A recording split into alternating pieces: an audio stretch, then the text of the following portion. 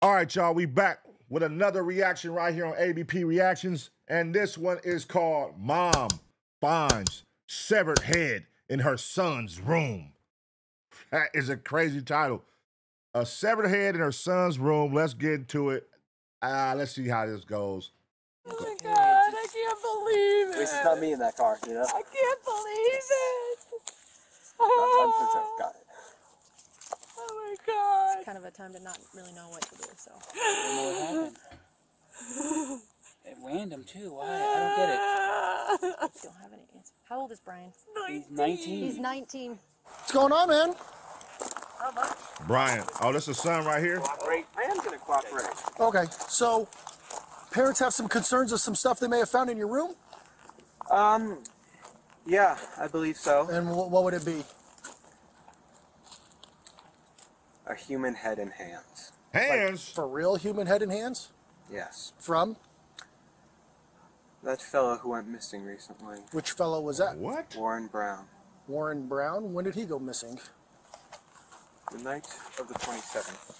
The night of the 27th? Bro. Oh, shit. This nigga has psycho written all over his face, bro. Okay, and how did you end up with him? I murdered him. With What? A knife. Why would you have done that? I've always wondered what murder felt like. What? 2021, Grand Junction, Colorado. Oh, shit. It's the first day of March, and Warren Barnes, a 69-year-old man known to hang outside of Monique's Bridal and Formal Wear on Main Street in downtown Grand Junction, hasn't been seen since Saturday, February 27th.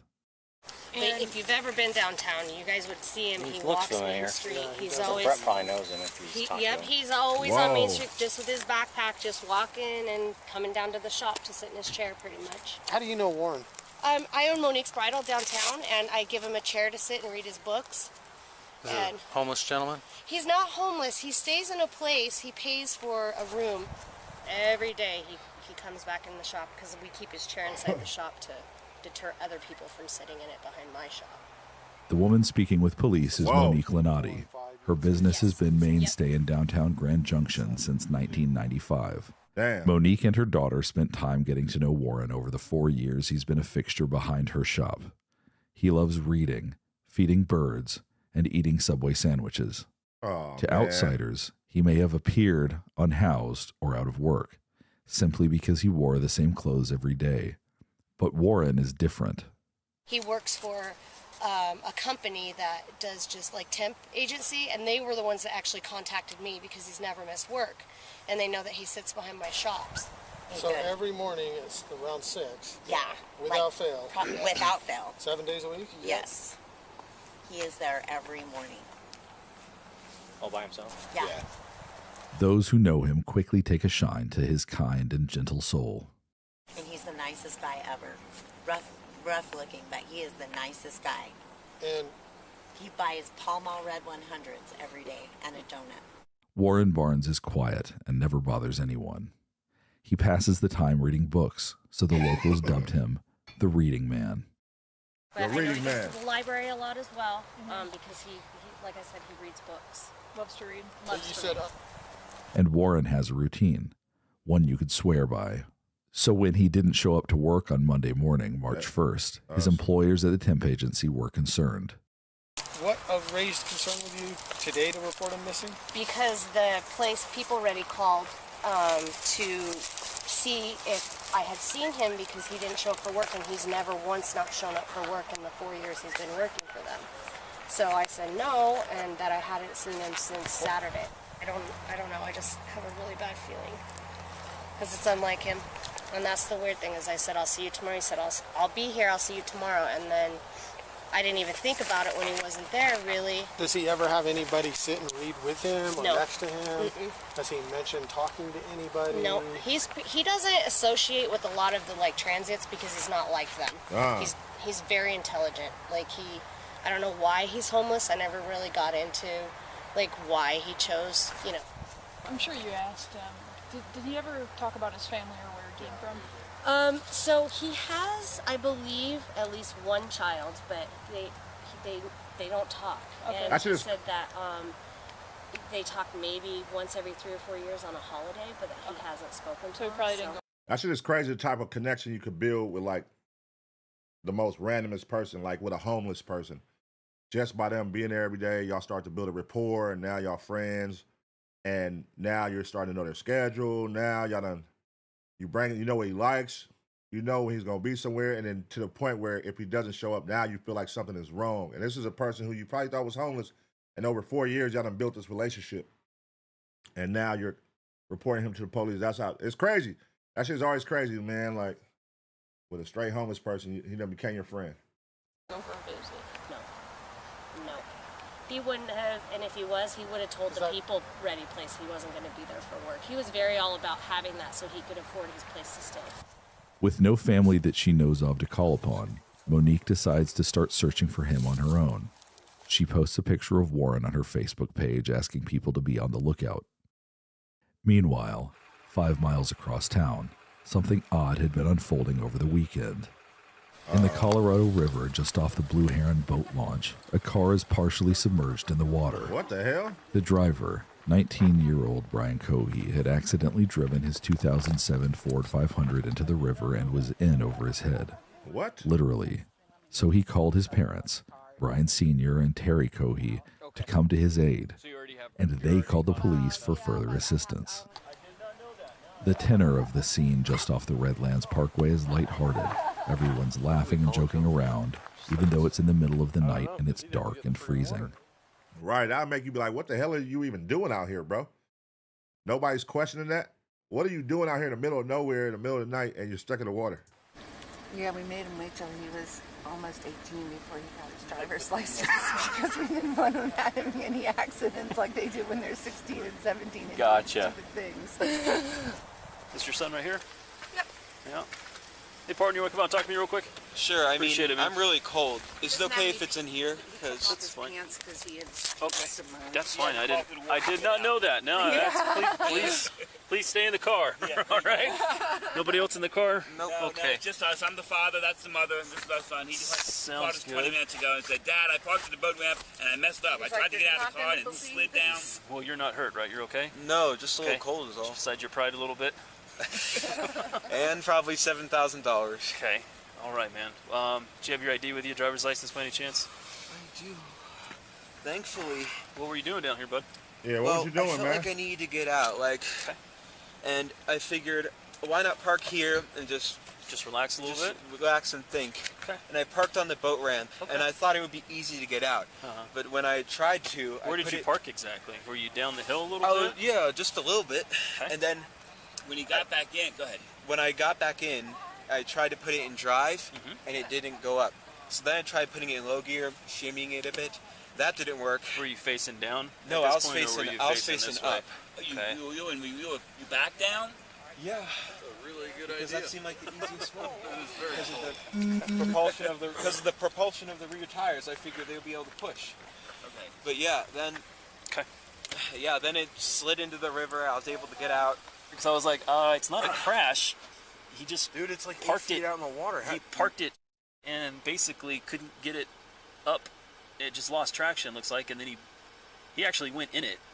Down in the water. He's not hurt at all, so I'm like, how are you going to get this car out if possible? Does he need to stay here? Or I'm sorry? Is he free to go? I'm sure he'd like to go home and get warm. I'm sure he'd like to get some pants on. Yeah, right? Yeah, it's not a crash.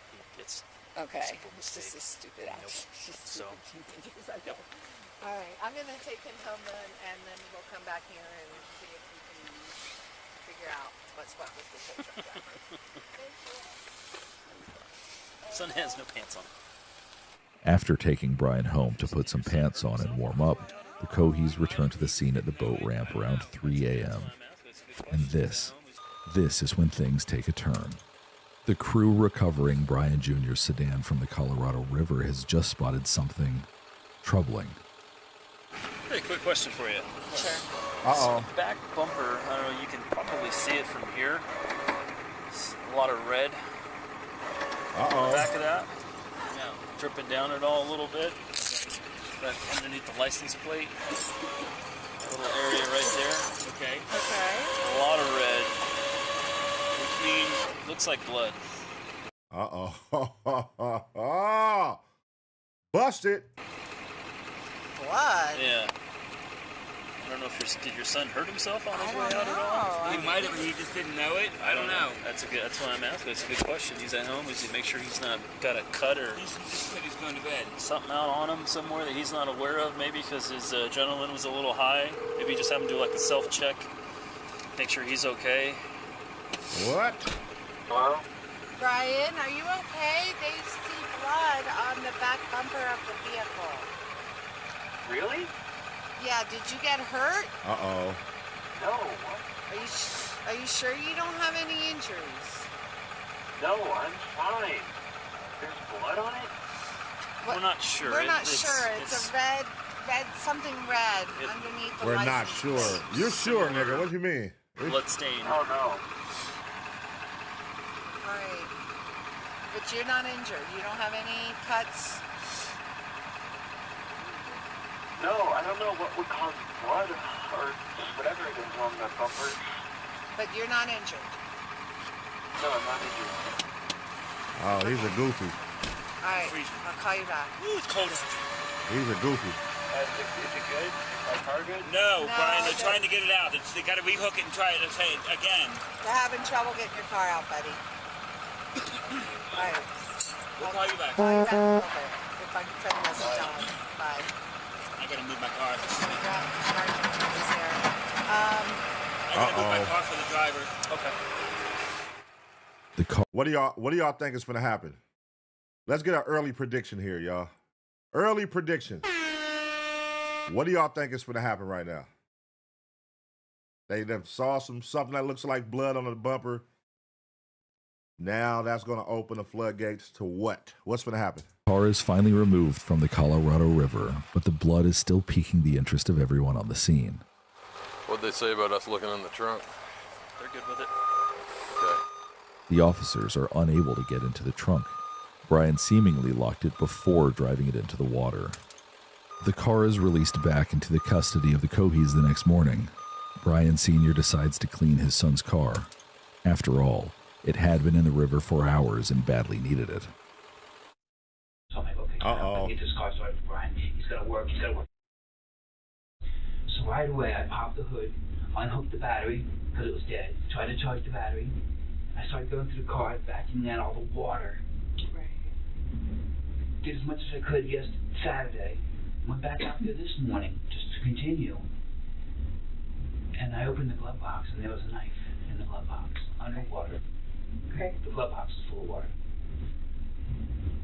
Very large knife. Okay. And then, as I go around the passenger door, I open the passenger door, and there's a wallet in between this door and the gun or whatever. Okay. And I open up, that's not Brian's wallet. It's frozen solid. Oh my God. That's not Brian's wallet.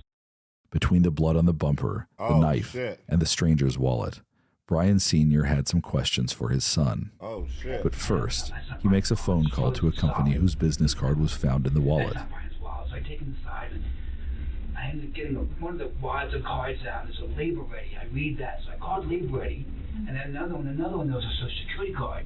Okay. I was like, hey, this is a weird call, but I've got a wallet here with so-and-so's name, and I'm hoping he works for you all, or you subbed him out or whatever. Oh, yeah, my one, we've been missing him. Yes, he didn't show up today. Oh, damn. I never been a missing person. Okay, well, I found his wallet at Blue Pen Program.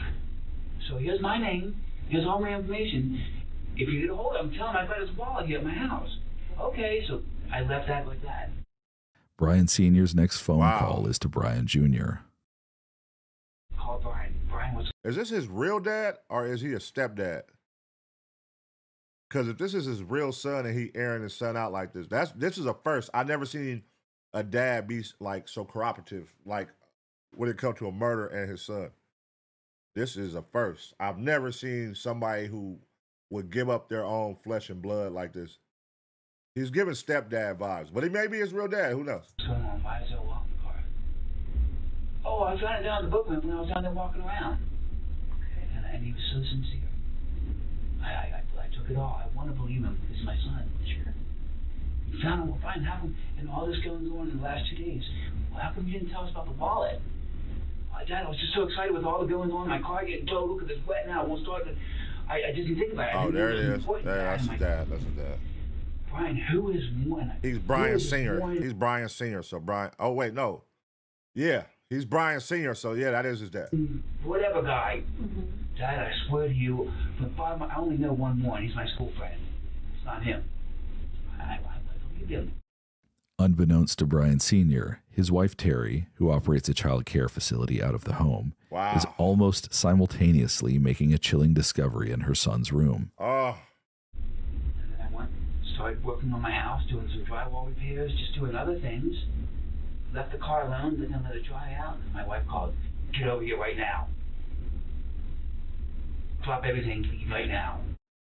111 is John. What's the address emergency? Hi, there is an emergency.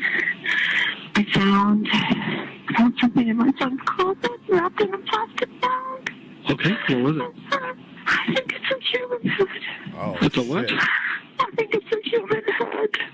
Why do you think it's that? Because it looks like it's all an ear. Is it bloody or does it like anything like that? I just told you to come. That's why I had to take a picture and send it to you. What's the address? Is your son there now? He just pulled up. We wanted to make sure he was here before we called. How old is he? 19. He's had a little bit of a fascination with the morbid, but he was channeling it, I thought, into becoming a crime scene investigator. Yeah, a little infatuation. He wanted to see what it do. And he went too far. And the parents knew he had infatuation, but she thought it was going somewhere else. Okay. Damn. All the signs was there. But they just didn't read it right. The signs was there. But not so much. Do you think he's going to be cooperative with us? I don't know. I don't think he'll be violent. Just came back from his friend's house. Does he have any weapons in his room, or do you guys have any in the house? I don't know. I think that he has a shotgun, but we can certainly remove it immediately before he gets in his room. He's out by the car now, so. Is the bag still in the closet? No, it's in my kitchen sink. And there's a secondary bag that I have not opened. Officers from the Mesa County Sheriff's Office respond to the Cohey residence on South Broadway. At this point, all the children in Terry Cohey's daycare have been picked up by their parents. Outside the home, at the end of their gravel driveway, Brian Sr., Terry, Brian Jr., and Brian's brother Andy await police. Okay, so parents have some concerns of some stuff they may have found in your room? Yeah, I believe so. And what would it be? Oh my God. A human head and hands. Like, for real human head and hands? Yes. From? That fellow who went missing recently. Which fellow was that? Warren Brown. Warren Brown? When did he go missing? So much for the daycare. The night of the 27th? Okay, and how did you end up with him? I murdered him. With what? A knife. Why would you have done that? I've always wondered what murder felt like. Okay, where did you do that at? Underneath the bridge. Which bridge? The one past... Okay. Near the weird intersection. Okay. Do you have anything on you that's going to cut, poke, hurt, stick me anything without reaching for nothing? Don't reach for nothing. My phone and my wallet, that's it. Well, I'm going to have you face that way. Put your hands on top of your head for me real quick. I just want to make sure you interlace your fingers for me real quick, all right? You're under arrest, buddy. You're going down for life. Okay. How do you know this guy? They told me that was what was in the wallet. What do you mean that was? No, Brian, how did you come across this guy? How'd you come across the gentleman? I was driving, Uh-huh. and I saw a strange shape near the railway. Uh-huh. So I parked my car and investigated it, Okay. and I found it to be a man sleeping. Okay. Where's the knife at? So you killed him while he was It sleeping? is in my sunken car. Well, it's in my car. I had that previously sunken. sunken. This is going to be an invest, and I'll take it from there. Okay. So did that happen when you crashed your car? Or is that totally different? That's related, but a different event. Okay. How's it related? Well, when I killed him, I tried disposing of his body by putting it in the river. But Okay, I parked too low in the river. And Where's the rest of his body at? Huh? Where's the rest of the body at? What parts? The body. What parts? This nigga said what parts? God damn. Brian, where's his body? Down the river. Okay.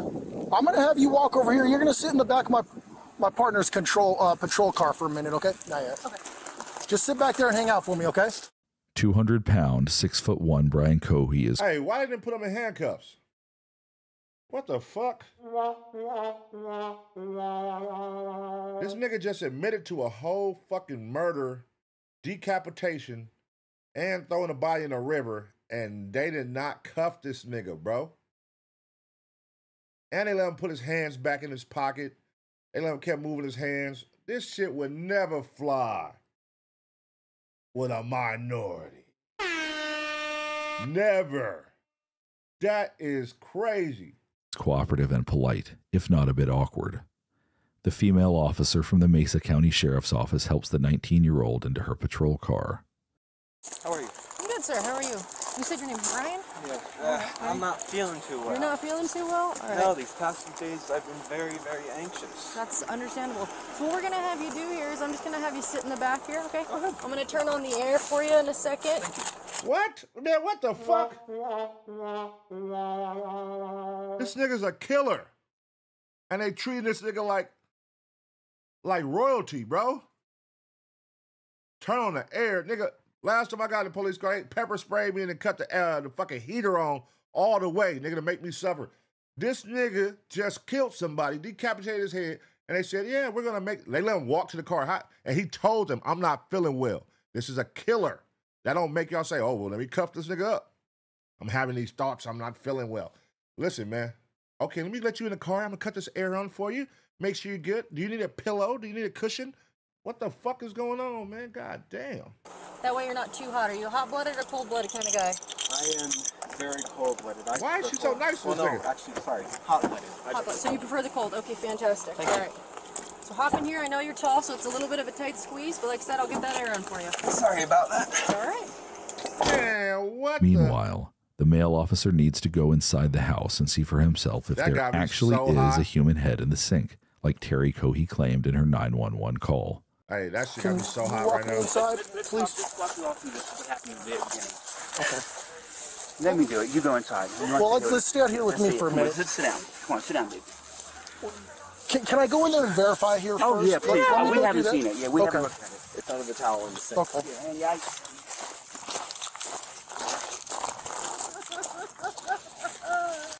stay with your mother. Give her a... Just make sure that guy goes in the car first. I can stay here. You can go in the sink, right? Well, The sink's okay. right there. No, you can house is empty. Okay.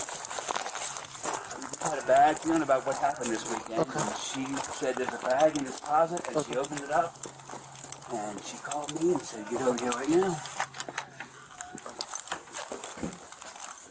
I covered it with a towel. Okay. I didn't want him to see it because we didn't want him to run. I don't want to look at it. Nigga put it in a bag. Yep. I think I put it in a bag. 22, 42, you clear for a call? Got my water. All right, I'm giving you a call. Let me know when we start. Yeah, let me get this figured out. That nigga about to throw up. He about to throw up.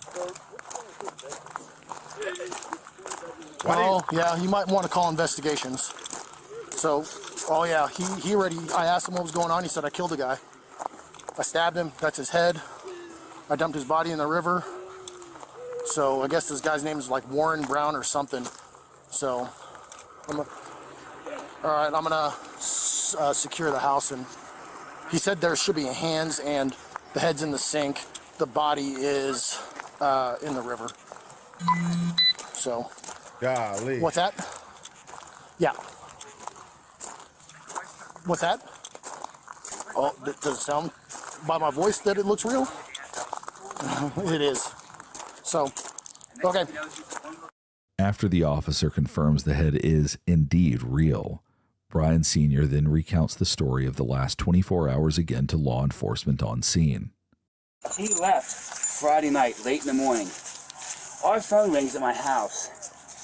Dad, this is Brian. My son Brian. Same name, same birthday, January 10th. My firstborn. My car's stuck in the river. Wait, what? So we go there, and he gives us a song and dance, how it was a full moon, he wanted to pull down to the water. And next thing you know, since it's a one-wheel drive, we tried to put it in reverse, and the car started sliding, and next thing you know, he ended up in the river. So we get there to pick him up. We call the police at 2 o'clock in the morning. My son put his car in the river. So they called a tow truck company. We called 4 tow truck companies. Couldn't get the car out of the river. Where's the saw car? blood all over the bumper. Where is the car? So we towed it to Scotty's to have it, see if they could fix it. Did- So I called Is it Scotty's and still said, there? "Don't touch it." I already called him and said, "Don't touch Nothing was taken out of the vehicle. it." Yes, you know. I did. Yes. What did you take out of the vehicle? I cleaned it up. Bottles, everything, incriminating Do you know stuff. where that stuff is? Yes, it's all at the house. It's all yes. okay, yes. in a bag. No, I didn't know this had happened first, so I'm Understand. thinking I'm going to get Brian's car cleaned out, we're going to get it all fixed up, Right. call Scotty's, they're going to start it up. Right. But then things started unfolding. Okay. We saw blood on the bumper. We asked Brian, Brian, what's this from? Oh, I think I cut my finger. Okay. What else has got on? I found a wallet, so I'm going through the car this morning, and there's a wallet in the car, and I'm like, Brian, whose wallet? Oh, I found it at the boat ramp. And where were you going through the car this morning? Because it was at my house. We towed it to my house. Oh, so now it's at your house. It's at my house. It's not at Scotty's anymore. No, when I found out I couldn't start it, I called the tow truck company, and they towed it to Scotty's this morning. Oh, it just So they just got it. Okay. Car was towed there, and I'm like, well, I started pulling out bottles, this, and I'm like, Brian, why is there a knife in your glove box? Dad, I don't feel safe. Okay. So you touched the knife. Oh, but the knife was underwater. This Okay. car was underwater. Right. Okay. So I pulled everything out of the car. Okay. And And then I all found of that stuff is in your garage. all the right now? stuff's at my house. Okay. Yeah, so as I was pulling it out, I'm like, what the fuck? The officers update each other on the new information they've gathered while Terry Cohey sobs in the background. God damn. So he had the car at his house this morning. He took out knife, a bunch of stuff. Who's? Brian Sr. His house. I have the Hold on one address. second. Go ahead. I must say, y'all, this is definitely a first for me. Ever seeing a video where the dad just throws his son under, even like I done seen videos so many times where even when a dad knows his son did the shit, he's still gonna at least try to lie for his son or, try to hold it down, even though he knows. But this is a first. He is throwing that nigga under the bus. And I mean, listen, I get it. To one aspect, you're a law-abiding citizen, but at the end of the day, that is your son. That's your junior. He's kind of off, but you still gotta love him unconditionally, man. That's your creation, brother. So it's kind of weird, law-abiding citizen side, you like, I respect it, but then parent side is like, I don't respect it. I don't know. It's weird. I copy. So I told him we'd hang tight until investigations came, and then he can take them there where all the items are. Go ahead.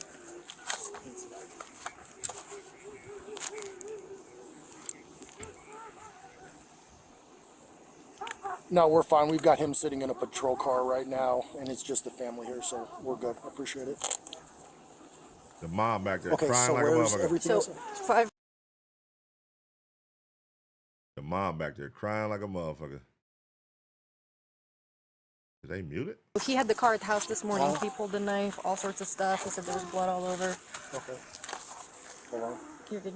Car to car or stuck.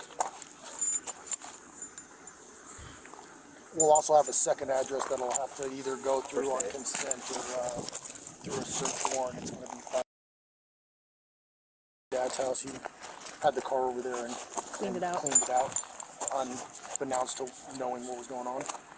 Dad's super cooperative about taking us there and letting us look at. So I just told him we'd wait till investigations got here and just keep him here. They have another location. I don't believe this is their house, or maybe this is their second house. Oh, they got two Yeah, I houses. copied. Oh, it's a They're daycare. cooperative out here, and our suspect is sitting in a patrol car. While the Coheys await instructions on what to do next, they have some questions. I know you guys have a lot going on right now. It's a lot to process, so we'll work with you every step of the way as much as we can. I'll tell you what, before they proceed with this, I'll tell you what. This definitely just fucked up the mother's daycare business. If you told me the woman who my kids go to, who I drop her off to, who has kids, one of her sons decapitated a man and cut his hands off and left the head in the house where my kid goes to daycare at, I'm pulling my kids out of there. It's over with.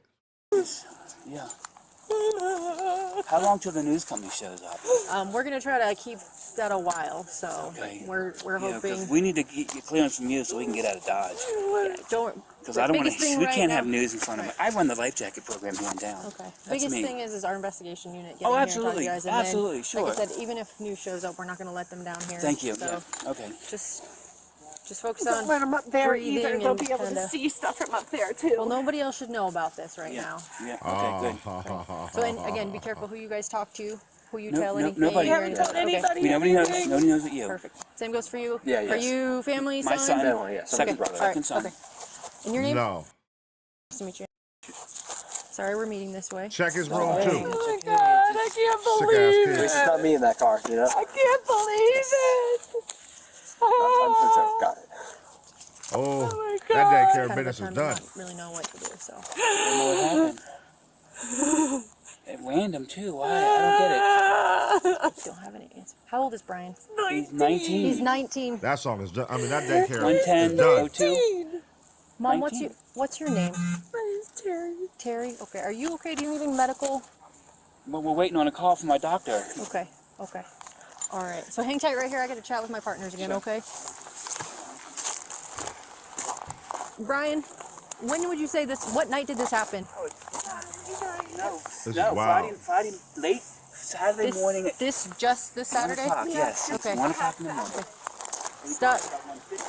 Just this Saturday. At 1 in the morning. For what, the car crash? Yeah, the whole incident. It's now time to take the 19-year-old suspect to the station for questioning. Questioning? He just told you everything. Shit. All right, Brian. His parents follow the patrol car to the sheriff's office where they will also be interviewed. I've got one male on board. We're en route to the office. On the drive over, Brian Jr. makes light conversation with the sheriff's deputy until he notices where they are. What time is it? It is 2:32.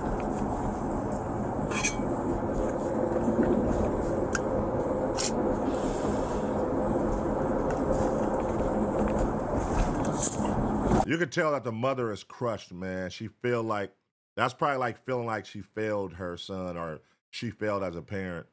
Like nobody wants to raise a killer. That's not something to go when people have kids. When my son grow up, I want to be a murderer.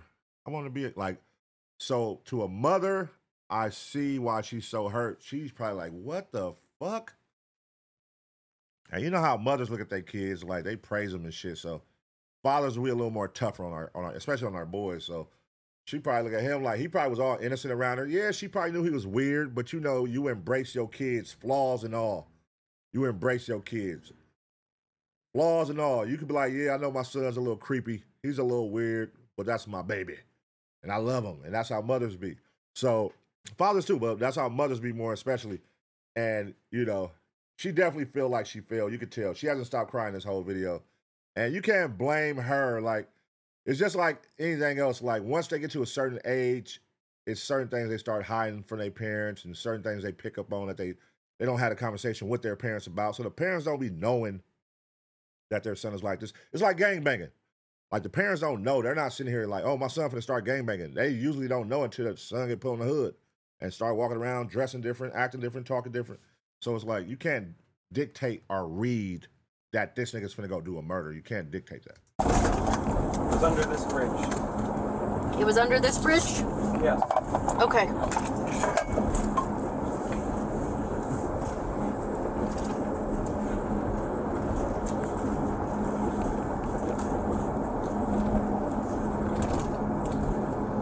Like right there under the bridge? Or? This side of the bridge. Behind one of these support pillars. Okay. Stuck with.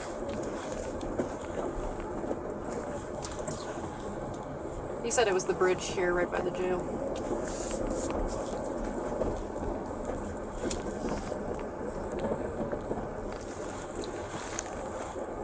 From what he's saying, it sounds like overpass, but we'll clarify. patrol car is sent to inspect the area of the underpass that Brian stated was the crime scene. There, officers are quickly able to confirm he was telling the truth. It's right here. Oh, you see it? Yeah. Because there's an arm. An arm? Hey.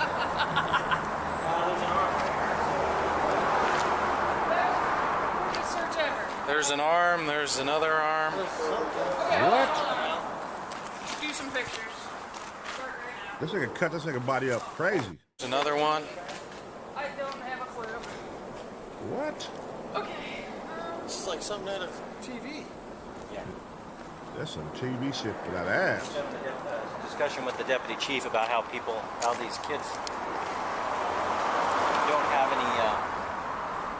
That's a dark motherfucker.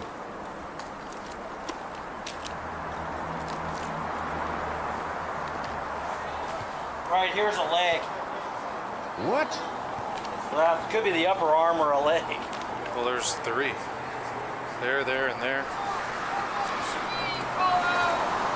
Oh my God. That's a sicko. Hold on, y'all. I gotta take a dark break. That's a sicko. So this nigga chopped the head off, kept it, chopped the hands off, kept it, chopped the arms, threw him over here, chopped the legs, threw him over here, and tucked the rest and threw it in the river. That's not normal. He said, I want to see what it was like to kill. That's not just killing somebody. You're over exceeding that, brother. Pieces down there, I mean. A patrol guide to yellow tape it and then hold it, because the potential is that there's a secondary by the boat launch. Yeah, I would think so. Well, we can run out there go... and look at that, and then if you guys, we can just ask for a. I'm switching to primary, hold on. But if we can get the lab out here, that would be the best thing. Yeah, get forensics out here. After the 8-minute drive to the sheriff's office is complete, the deputy escorts Brian Jr. into the interrogation room. Is Dad cooperative? Everybody's cooperative, including Dad's Brian Sr., son is Brian Jr. They're ready for him. Okay, cool. Let me call parents, let them know to park here, and then we'll have someone meet them out front.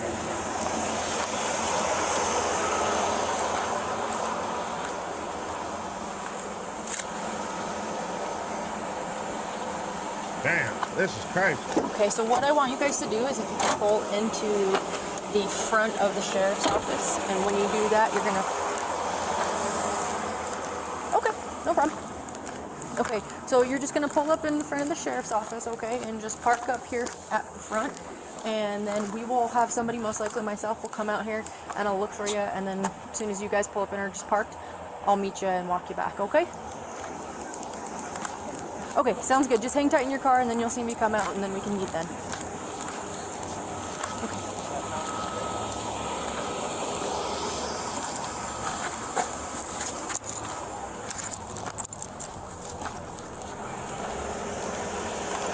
You might want to look deeper into this, because what makes him so comfortable with cutting up somebody? Okay, I'm gonna walk him back. Somebody's okay, body. thank you. It's kind of crazy. Okay, Brian. Thank you. No problem, sir. Just walk with me. We're gonna walk right this way, okay? He definitely killed a lot of animals. You're fine with me not being in cuffs. I'm fine with you not being in cuffs. Okay, thank you. What? Alright, Brian, open this door for me, please. Oh, let's pull it. There you go. Sorry, You're good, you're good. Alright, just face that glass right there for me. No handcuffs is crazy. Just walk forward for me, Brian. No Right, handcuffs you're big is guy. crazy. Slow down. You're okay. So we're gonna take it right here. Okay, keep on walking. Yeah. What? Walk through these guys here. Oh, I should have a mask. You're okay, don't worry about it, okay? Keep on walking. Yep. This nigga's a murderer, y'all. He just gets to walk. Alright, we're gonna take a left. Keep going. Take another left. Hard left, right here, right here. You're alright. So have a seat, and we'll be with you in a moment, okay? Thanks, Brian. The parents arrive just a couple of minutes after their son. Just follow me all the way This down. is crazy.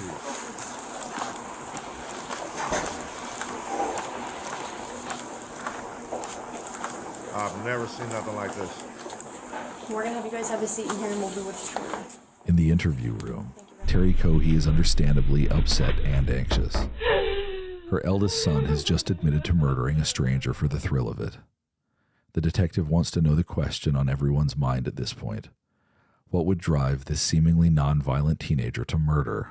He murdered before. Tell me about Brian. Does he have any kind of mental issues or disabilities? That's why we were told he has ADHD. Okay. So we put him on ADHD. He definitely murdered before. He didn't get it during the Animals, at least. Like, nobody's comfortable cutting up a body like that. That's not a killer. Middle school, he started exhibiting antisocial behavior. Okay. Just saying things to get kids riled up and thinking it was funny. Okay. And the doctor had said, yes, he's ADHD. Oh, he yes, autistic. He's autistic. Yes, he's this. Oh, and there's some indications that he should get further testing because of potential psychosis. And I asked about referrals and calls, and nobody in town would see him. The only place to go was Denver. And I was like, how am I supposed to just take him to Denver? And so we got him involved with. She worked with them for about a year, and then COVID hit. And so she couldn't do sessions anymore. And they tried to do over-the-phone sessions, but it's just not very effective, beneficial. It's just kind of like we were like, okay, well, he seems to be doing good. You know, he graduated high school. He works with, and he's been working there for a year in August. The detective wants to know more about the medications Brian is on, and if he's actually taking them. And he said he's not taking his medication, or is he on medications now? He's on ADHD medicine. Okay. That he takes before work. Okay. On his part-time job. Okay.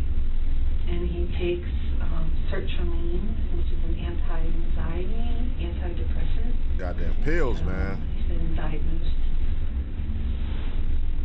that as well. And to the best of your knowledge, is he actually taking them? Like, do you watch him take them? I don't watch him take them, but I have the alarm set, and every night at 10 p.m. I say, Brian, take your medicine. And he says, I know, I am. Okay. And as I've looked at his pill container, I mean, it's going, you know, seems to be going down. Okay. So I assumed he was taking it. Okay. What about alcohol or any other recreation drugs? No. Nothing like that. When you talked about the school stuff and having lots of issues, what were the issues that they were having that made other kiddos not feel safe? He would make jokes that were not appropriate. He got suspended a few times, like for behavior that wasn't acceptable. Like what? This one girl that he knows very well, he knows that she has a lot of issues, and that loud noises frighten her. And so, you know, one of his school suspensions was when he yelling, came up to her in the hallway and clapped really loud next to her. Okay, we getting somewhere. Yeah, knowing that it would put her in a panic, and she cried, and we were like, yep, nope, you know, that's not how, nope. You knew that would upset her, and you did it anyway. And he got suspended for prohibited use a weapon. But there was another boy who brought in nunchucks to school on the school bus. And Brian was like, wow, cool, you know. And I think this was in 11th grade. And so Brian was like, I think Brian had given out some candy to some kids on the bus. And so Brian was like, can I check those he's like, I'll bring you in so you could give me some candy. So Brian gave the kid candy, and the next day the kid comes on the bus with 2 sets of nunchucks. One are glass, and the other one, I guess they're like rubber. I don't know. I never actually saw Some glass them. nunchucks. But so he's like, I know I can't take the glass ones because I'd be in trouble for that. So he took the rubber ones and he put them in his backpack. And his backpack was, I don't know if it was in his backpack or in his jacket. There was some differentiating stories. Okay. But so the teacher saw them and they said, what's that, Brian? And he was like, nothing, you know. And so Papa Omar, you know, he was like, you know, we have a prohibited weapon on school grounds. And I'm like, okay, well, what about the other kid that brought them in? And they said, that kid doesn't have the behavior issues that Brian has. And I'm like, oh, so you're punishing Brian because he has behavior issues. I see. Okay, I see what's going on. I see what's going on here, y'all. So the mother, here's what I'm getting from this. I feel like there's worse stories that exist that she doesn't want to tell, so she's telling like the mid stories of issues. Oh, he got into it with a girl and clapped his hands very loud. Oh, he brought some nunchucks to school that somebody gave him. But I feel like there's darker stories that exist, and on top of that at school, and I feel like there's stories that's even darker that happens at home that she probably experienced, and she don't want to say it. She's definitely seen like one of those mothers who would cover for her son. The father, he ain't covering for shit. This mother seems like she would cover for her son to paint the image that he's a good kid. The father doesn't give a fuck, even though he loves his son. He doesn't give a fuck. He knows he's bad. He saw this coming. So, Brian went through probation and he completed it successfully. The line of questioning pivots to Brian's behaviors and interests. How about stuff at home with you and your husband and your other son? There we go. Like any kind of violent behavior or weird behavior? Like she lied. Brian's textbook weird. Okay. You know, I mean, he's always, you know, he's either ADHD and we're struggling with social thinking and social behaviors and learning and, you know, it's always been a challenge with Brian. But not violent behavior towards you and your husband. She lied. What about other kids in the neighborhood or on the bus? He didn't really, you know, he had a couple of friends that he's had since elementary, but you know, he had a morbid sense of humor and would make jokes, and I'd say, Brian, that is not funny. And he'd go, yeah, it is, Mom. You just don't get my sense of humor, you know. But some of his behaviors that we attributed to autism, like the flat face, maybe isn't attributable to autism. Obviously, it's something else. Okay. What about any fascinations or things that he fixates on? A lot of perseveration on crime and crime scenes. And so he was talking about going into the military in the fall, and when he gets out, having your job. Okay. And so I had purchased online a crime scene investigation book for him. You know, it's like one's a big kid. You probably read it when you first started out in college. So I gave that to him, and I was like, so here, Brian, you know, let's channel that curiosity into something positive that you can affect a good change in the world. She covering for this nigga. And he's like, yeah, that's my plan, Mom. She covering for this nigga. But, you know, he's not going to say always had a fascination. You know, I'm going to say in the last few years. Okay. And is it like shows that he watches, or like tries to do things to create a scene? You know what I mean? Like whether it's like animal stuff or nothing. No, like that. he loves our dogs. Okay. You know, I mean, he's very affectionate with our animals. And, you know, he would watch, you know, like just last week he watched Silence of the Lambs. But I was like, Silence of the Lambs? Oh, shit. Probably all watched it. I watched it. It doesn't make me a serial killer. You know? Is there anything else about Brian? I told y'all the mom's definitely covering for this nigga. She knew he's crazy. This all started to make sense now. That's why the dad is so, like the dad probably been having these conversations with the mom. Like, hey, something's not right with him. He's off. This, that, and the mom's been covering. No, he just needs some attention. No, it's his pills, it's his medication. No, something's right with Boo Boo, and they probably found some dead animals, decapitated heads before. Something's not right with him. So that's why I'm like, why is the father so easy at giving everything up? And that's the vibe I'm starting to get from this shit. Like, the dad been telling the mama, like, hey, something's wrong with this nigga. And she been covering. And now, even still, she's still covering for this nigga. And that's what a mother's supposed to do. Respect. But the dad, because that was the number one thing with me, right, this whole time. Like, why is the dad so, he's giving up the information fast. It makes sense now. And or the last couple of weeks. No, he's always, sometimes he's affectionate, and every night when I say, I love you, Bugs, and he says, I love you too, Mom, and he gives me a hug, and, he's at work when he's supposed to be at work. He's never, other than his behavior issues in high school, it's like there's never really been, like, anything legal that was, that was a problem, that I was like, when they did his testing, and forgive me because I don't know all of the exact language and stuff, but like on the spectrum of his autism stuff, did they kind of give you a range, or did they say, we think maybe based on some behaviors they said he was high functioning, that he did the IQ tests well and blah blah blah. But they said, in going through this, I think that it would be beneficial if he received further testing. And I said, okay, who do I go to? And they gave me a couple names, and I called them, and they said, no. And then I said, okay, who else should I call? And I called them, and they said, nope.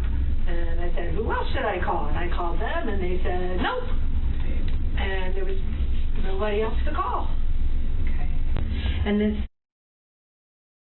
services, is she just kind of doing some basic counseling type stuff? She works specifically with autistic children. Okay. And so we were referred to her from, okay.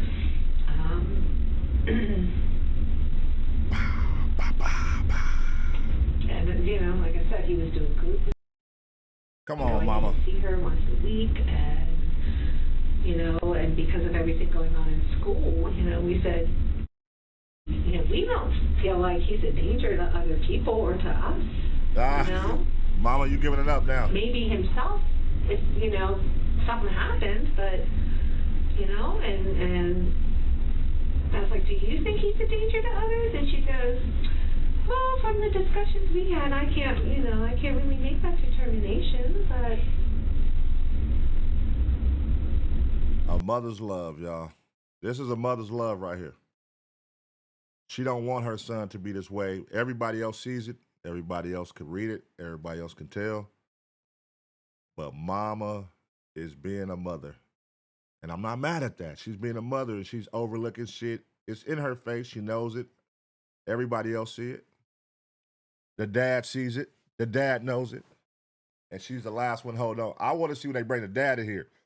Switch her out. Bring the dad in. Let's get to him.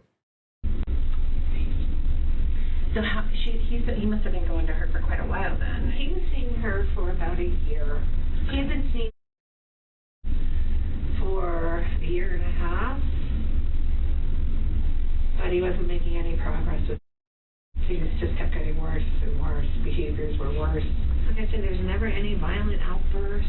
Never, just a fascination with some things that I thought we were channeling properly. And, his morbid sense of humor and But I was like, well, Stephen King's got a morbid sense, you know, and he's a freaking millionaire writing books, you know. Brian Sr. is dumbfounded by the situation he's found himself in. Our kids are both doing good. They're okay in school. They don't drink or smoke. There we go. Here go to Dad. So I didn't really have no warnings that this was going to happen. But he quickly realizes that this is not an accurate picture of his son.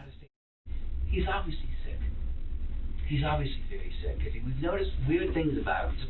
Some days he gets cold. Just he looks at me and he has this cold look on his face.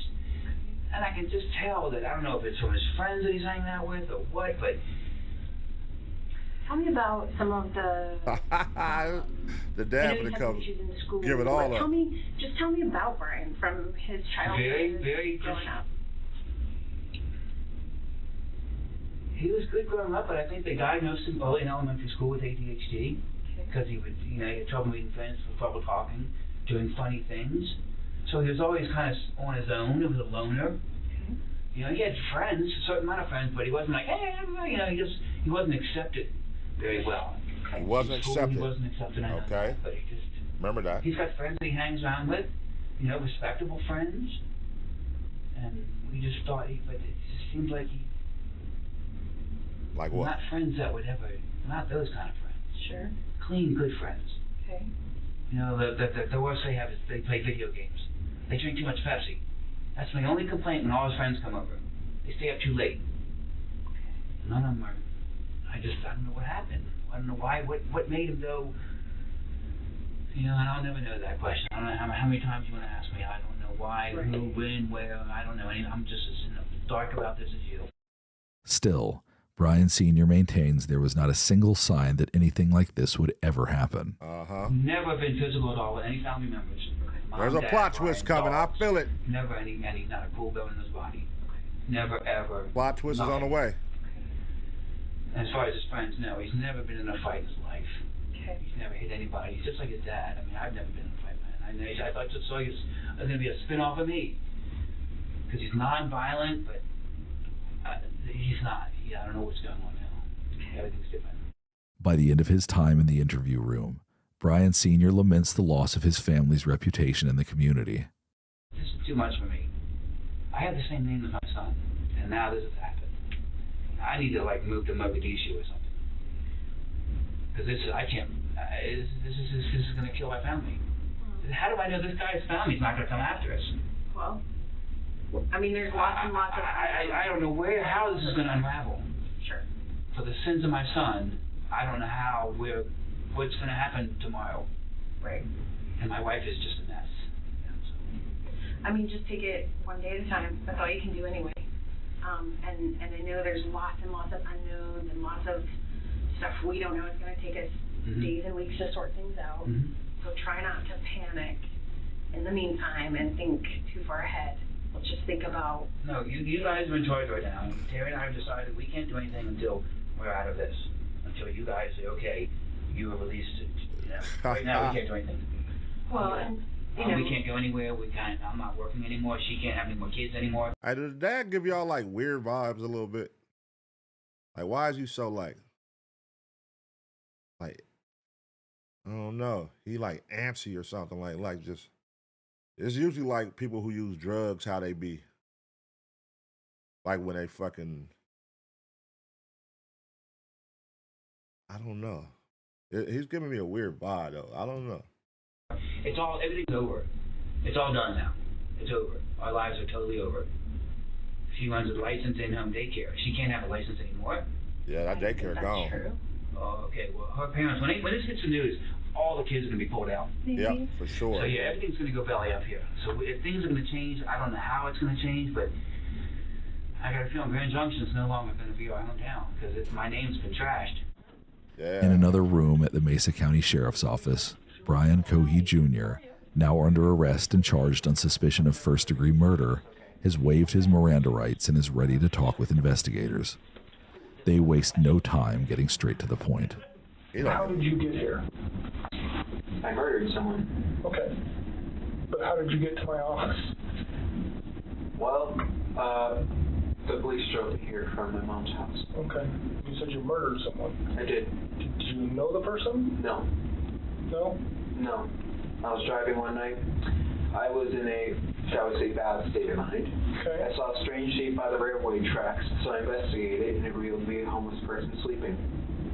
Well, I presumed homeless, because he was there.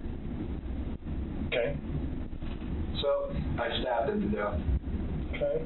Then decapitated his head and hands and arms. What the hell? I then took the head and put it in my car trunk along with the hands in bags, plastic Ziploc bags. I took it back to my house, cleaned off the knife, tried to hide the head and hands, removed the trash in my car that was stained in blood. And then I tried sleeping. However, I was quite stupid, shall we say, because I decided that's too much evidence. The body needs to be dumped in the river. So I took the body in the trunk, drove it to the Blue Heron drop-off point, and unsuccessfully dumped the body as I parked too low down the ramp. The ramp is mud and dirt, so unless you have four-wheel drive, you're not getting out. And I was unable to get out, and my car flooded. Dog, this nigga, this is a different type of dude right here. He doesn't give a fuck. He waived his Miranda rights. He's telling everything in detail. He wants you to know what he did. He's not hiding nothing. This is different. This is different. And they're saying there's no previous signs that they've seen that showed any signs that he would do something like this. It's kind of unbelievable. Like, huh? He did something that made you question, like, hey, something ain't right with this nigga. Let's see, I killed him just after 11, February 27th, 2021. And then I dumped the body. I tried to dump the body. I'm trying to remember the time exactly. It was 1 a.m. Okay. And yeah. So that sounds fascinating. What do you want to know? To start back at the beginning and go slow and tell me as many details as you can remember. So, because I mean, I'm already going to jail for this 15 years probably. I have no idea. So start at the beginning. 15 years probably. I mean, I'm going to jail for 20 probably, but so I figured, why fight it? Okay. So what's important to me is to learn as much about you and what you did as I can. Well, as many details as you can give me, the better. You're going to I drive a 2007 Ford 500. Okay. And I keep a small 18-inch bat in there for self-defense. Okay. And a large kitchen knife in the glove box, both for self-defense. Because I don't really trust anyone, or really any part of this town, so that's why I have both. And let's see, yeah, it was the night of February 27th. It was a full moon, and I figured I can see so well, why not drive out? And I am in a bad state of mind at that time. I have major depressive disorder, so I am not thinking, shall say, positively. Okay. And I'm cruising around for an hour and a half. So I fill up on gas halfway through, and I'm eventually driving underneath the bridge near the sheriff's office. You know, like how... Can I? Oh yeah, go ahead. There's a road underneath, right? Out under the overpass. And I was driving along, and I see a shape here on the railway track. So I'm like, oh, interesting. So I go up, and as I'm looking, I see a large thing wrapped in a canvas. Okay. And I'm like, that's a homeless person. So I grab my knife, I put on 3 layers of gloves, because plastic gloves can betray their users because they're so thin, those vinyl gloves, by putting your fingerprints through. So I put on 3 on one hand. Wow. I took the knife, I pulled back the canvas, and I stabbed his neck. Okay. He was panicking at first. In his old man voice, he was in his 50s. I know why I call him old man. He was saying, "What are you doing? What are you doing? Why? Ah!" And Damn. Is it okay if I do a demonstration? Oh, yeah. This is him. I have a strap up on top of him like this. Okay. And he couldn't fight back. It was actually surprisingly easy. I was barely breaking a sweat. I thought, oh, this guy, he's going to be tough. But no, it was actually surprisingly easy. Oh my God, shit.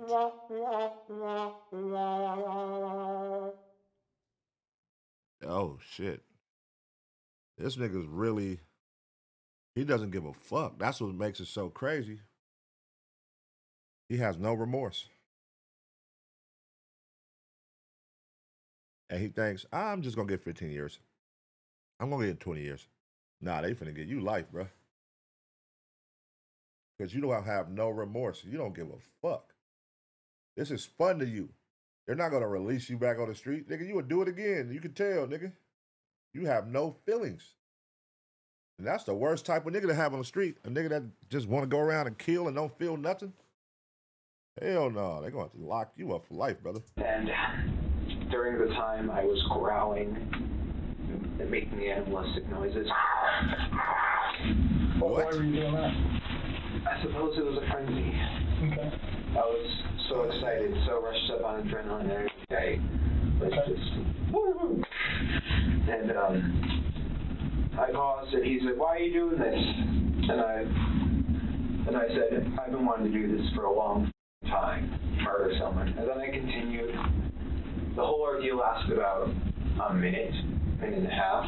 What the fuck? And I stabbed, and when I was finished stabbing him, he took out his last breath, a grunt, and his head was halfway cut off. Oh my God. All the while, no, actually, after I killed him, I just couldn't stop saying, stinky, dirty, dirty, stinky, stinky. Oh, what? It wasn't. I wasn't smelling anything, but... And why were you saying that? I don't know. Okay. Oh yeah, this is bad, y'all. This is bad. But you remember doing it, so... Yeah. I suppose it was just me speaking out my mind at that moment. It was a pouring out of the mind. What are you worried about? I mean... Here's the most mind-blowing shit, y'all. This is what's fucking me up this whole video, right? This nigga is literally telling you, without telling you, I have a fucking issue in my head that I want to just kill, and I feel nothing. I mean, I'm emotionless. I don't care. I don't feel nothing. I don't feel bad. I'll do it again. But this is the craziest part of this whole video. No, not yet has anyone said, let's put this nigga in handcuffs, cuz. Just in case. He's sitting here telling you, I was saying stinky, dirty, Nigga, this nigga has a mental issue.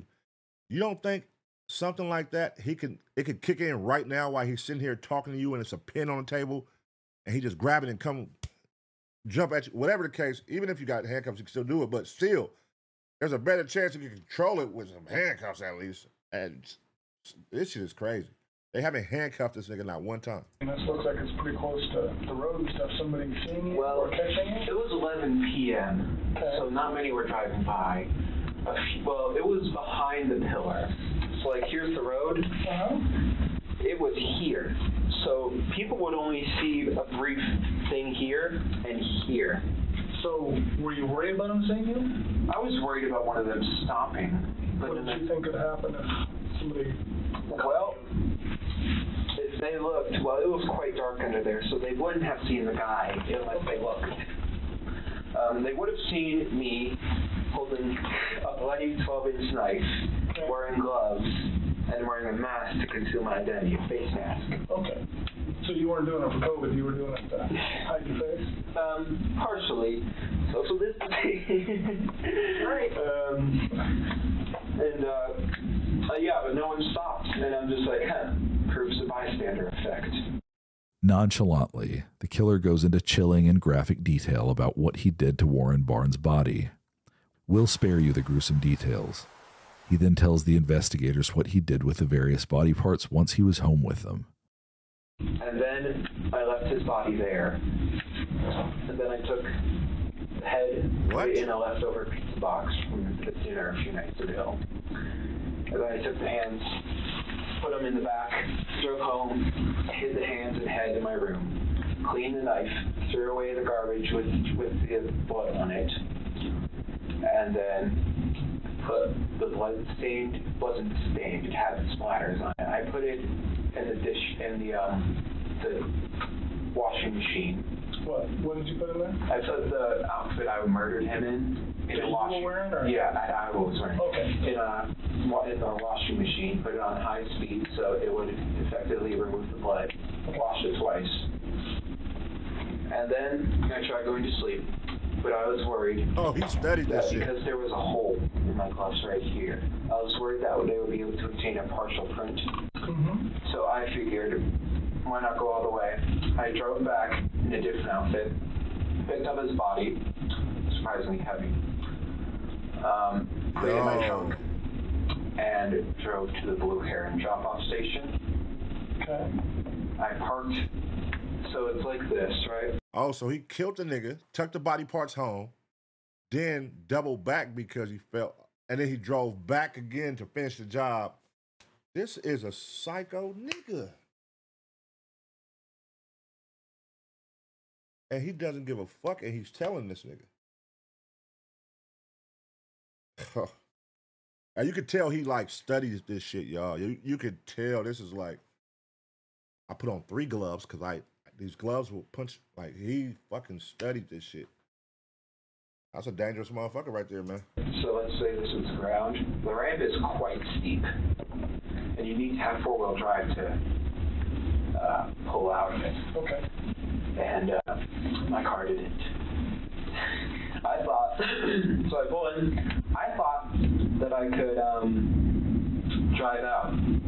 Because I put it in reverse, A, so that it's easier to pull the body out, and B, because the back tires would provide propulsion to push up. Right. And I open the trunk, I take his body out, I put it in the water, and because I don't want fingerprints on a body, so I just try moving it with my shoes. That works successfully. He goes out some part in the river and floats off. Okay. God knows where he is now. Investigators are still curious to get to the bottom of Brian Cohee's state of mind at the time he committed the murder. And you talked about you were just kind of in a bad space that night. It was, yes. Okay. Why were you in a bad space? I didn't take my medicine, and plus for years I was wondering what murder would feel like, because like Ted Bundy and the Zodiac, they all say murder is the best feeling in the world. So I'm like, I'm going to try that. Okay. So for some time I had been wondering when it would happen. I always knew I would be in this building, whether it was as a criminal or a police officer. Okay. Because I was planning to go in the military, go into forensics. Okay. All right. And how long do you really, honestly think you've been thinking about really at some point you wanted to know what murder felt like? A year. Okay. All right. See, this is why they say you shouldn't hero like serial killers and all them. Like, you shouldn't give them books. You shouldn't give them movies. You shouldn't give them shit like that, because look what influenced him. Hearing the serial killer say, killing feels good. And that'd be the catch. Like, yeah, you guys are giving Jeffrey Dahmer a Netflix series, but everybody's not going to look at it as just pure entertainment. It's going to be people that really like, oh, that looks fun. Oh, he said this. Oh, I want to experience that feeling. I want to, oh, really? It does this when you kill somebody? It does that? Oh, hiding the head, cutting the head. Like, it sometimes sparks ideas in these people's heads that make them go, become copycat killers. You know what I'm saying? So, yeah, that's just crazy. And you said you've read books? I read books. I have a book on forensics. Okay. Did you read the book, the Ted Bundy book? No, I have not read the Ted Bundy book. Okay. I probably have seen excerpts. Have you seen, like, little comments from it or things like that? I'm not sure what book you're talking about. The one you mentioned, the whole stuff about Ted Bundy. A lot has been written. No, it was on the internet. Yeah. Okay. All right. And Pete has studied him too. Yeah. So crazy. You seem more like Ed, if you know who Ed Gain? No, Ed in California. Big Ed. Ed Kemper. Yeah. Studied him? You remind me of Ed Kemper. I know of him. He was a Goliath. He was 6'9", 300 pounds. So can I ask you a question? Almost all those people did this for some sort of, whether they had sex with the body or it was some sexual gratification in their mind? Criminology, there's different types of... I'm not a serial killer by no means. But with serial killers, there's different types of them. There's organized, disorganized, visionary, missionary. I'm just wondering what gets you excited about doing it? Well, I'm not really sexually attracted to it. Okay. I was just asking. It was just curiosity, more or less. And you said you studied criminology and forensics and all that? Not college study or school study. It's like a passing interest. I understand. But what were you worried about, like leaving evidence behind or being caught? Totally. So tell me about that and what you did then. Well, I was figuring the police don't. This is not to be taken offense, but police, they don't seem to care as much about high-risk individuals, homeless people, prostitutes, etc. So I was deliberately looking for someone who lived that type of life. Damn. And I found a homeless person, and the original goal was just leave him there. But I was worried about the fibers on the outfit I was wearing that would be on his clothes and stuff. So you know what? Now it sparks me. I'm like, why is he telling everything so detailed? Why is he being so open? These motherfuckers, like these serial killers, they be wanting you to know this shit so that they feel like their story will go down. They will become legend. There's serial killers out there like that. I didn't see that before, where they want to like. Who was it? Damn, what serial killer was that? When they was like, we're not going to put out the information of what he did, and he got so mad. He's like, no, the world needs to know. It was that was probably a movie though. That might have been some fictional shit. But there was a movie like that. What was that movie called? He was a serial killer, but he was doing it to complete his legend. Yeah, y'all know what I'm talking about. Some of y'all saw it. He was a copycat killer. But it is serial killers out there. They like, I want to purposely get caught so I will go down as a legend and my story will be told and movies will be made and books will be wrote about it. But it's usually serial killers. This dude only killed one person. But I think if they didn't catch him or if he didn't sink his car in there, it would have sparked some shit. That one killing, he would have went on a rampage. He would have went on a rampage. Deliberately messed up the clothes. Okay. Not cutting them up, just throwing them around.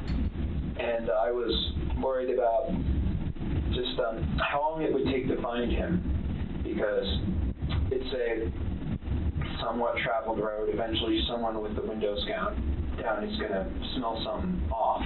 Right. Police have a nose for that type of thing. They're trained to be able to identify the smell of a corpse.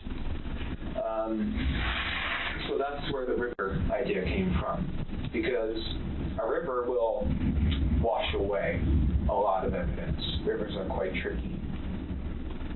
Damn. And obviously that was botched. He studied all this shit. This is premeditated like a motherfucker. Before you found this guy? About a year. About a year? Damn. 6 months. So have you come close or seen somebody or chickened out or anything in the past? No. I mean, I was looking for a deliberately secluded place like that one. I wouldn't just go up in Clifton and find someone walking down the street and stab them. No, that's too public. Everyone sees that. Well, you looked like at the homeless place. This man is getting life, y'all. Yes, I would go on night drives often, maybe once every 2 weeks. And I would just peruse the streets. Okay. So before this guy, how close had you come in the past? Not at all. Not at all? You just drive around? Yeah, look, just try and find someone. Anybody interesting? No. In your mind thought of a plan? Well, okay, occasionally when you see girls walking down the street, I take a glance at them, because it really is like Ed Kemper, where half of me says, well, I'm quite inept with women. I'm being honest, I'm no Casanova. But half of me says, I want to take that girl home and make her feel nice. And the other half of me, it's just like what Ed said, is I want to see what her head looks like on a stick. And so occasionally when I'm driving down the road, if I see someone that catches my eye, I'll just like... Wow. Were you worried about getting caught while you were doing it? Or this nigga is different, y'all. I was worried about afterwards. For this past day and a half, including this day, I felt so anxious. Because not only is my car in the river, there's blood on it, there's body parts in my house, my parents like to look through my things occasionally, and when they see blood, and eventually when they're going to get the news that a body was found in the river, that's very much circumstantial evidence that's pointing to me. So I was very much anxious these past days that I was eventually going to get caught. Okay. What did you think would happen if you got caught? What the hell? Well, I figured my mother would have confronted me about it, but no, she didn't even say it until the police arrived. I thought the police would handcuff me, but apparently I've been cooperational, so... I thought the police would handcuff me. None of that. What's crazy is, y'all, there's people like this that exist everywhere that's just waiting for the right moment, the right time to exercise that thought of wanting to kill somebody. But they're just looking for the right circumstance, like the right situation, the right time. They prey on a weak. I want to go get somebody homeless, a prostitute, a smoker. And, you know, in most cases, it'd be like a female because it ain't going to be as strong as trying to attack a male. So, you know, that's why you got to be careful out here, man. It's a lot of sickos that be roaming the streets. And he been feeling this way for a year.